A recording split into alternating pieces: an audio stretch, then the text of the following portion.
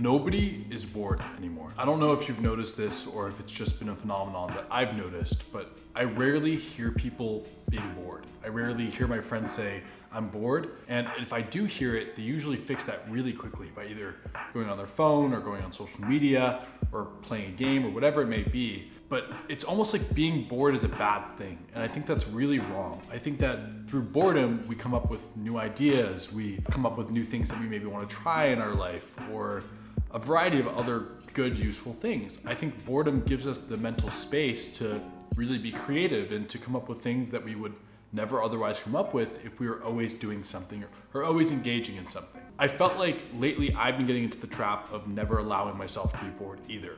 As the founder of a startup and as a full-time student myself, I don't have a lot of time to waste every single day. I don't have the time to be spending as much on social media, on Instagram, on Netflix as I am. Last week, I was looking at a new feature Apple launched called Screen Time. And I was trying to understand better where my time had gone and how much time I was spending on things that maybe weren't as important for me to be spending time on.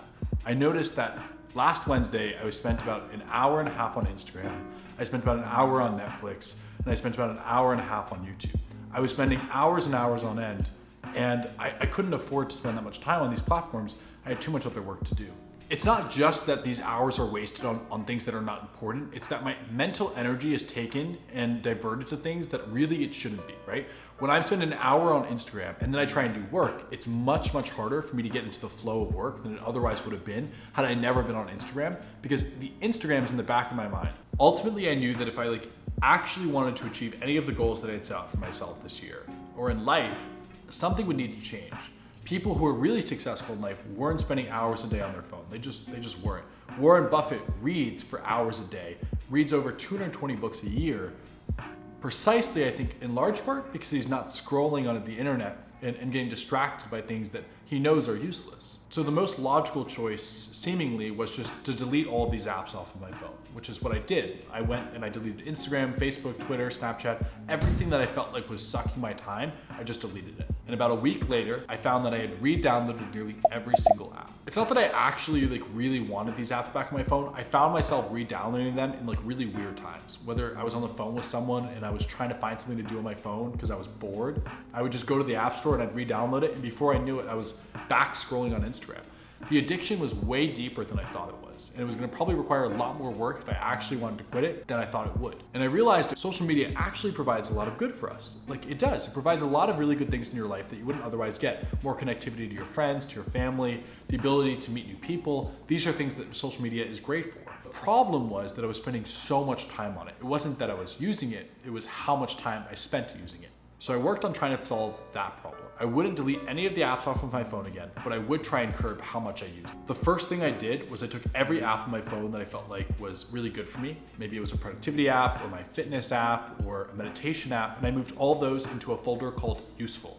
These would be apps that I could use whenever I wanted to use and I wouldn't feel guilty about. They would only help me. And I took every other app, including all my social networking apps, and I put them to a folder called General. And these were dozens and dozens of apps. By doing this, I made it a lot harder for myself to try and find any of these social networking apps. They weren't gonna be on my home screen anymore. They weren't gonna be on another screen. I had to go through pages and pages and pages of folders to actually even find them. The second thing I did was I turned off notifications for every single app. By doing this, I wouldn't be getting notifications from Instagram or Snapchat anymore, or anything that was gonna tempt me to go on my phone when I didn't actually wanna be on my phone. And the third thing I did was I added a screen limit for every single app. 10 minutes for any app that wasn't useful was all I would allow myself every single day. And although this seems like a really small change, I feel like my life is radically different.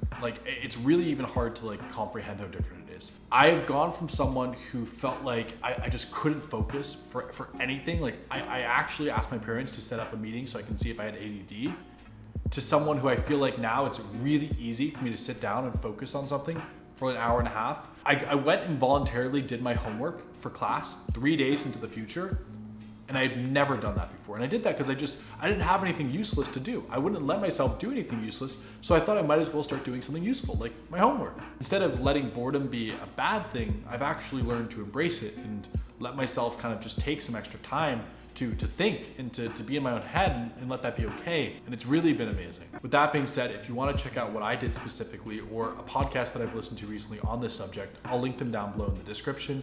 Otherwise, thank you very much for watching. I'll see you back here on Friday. Bye.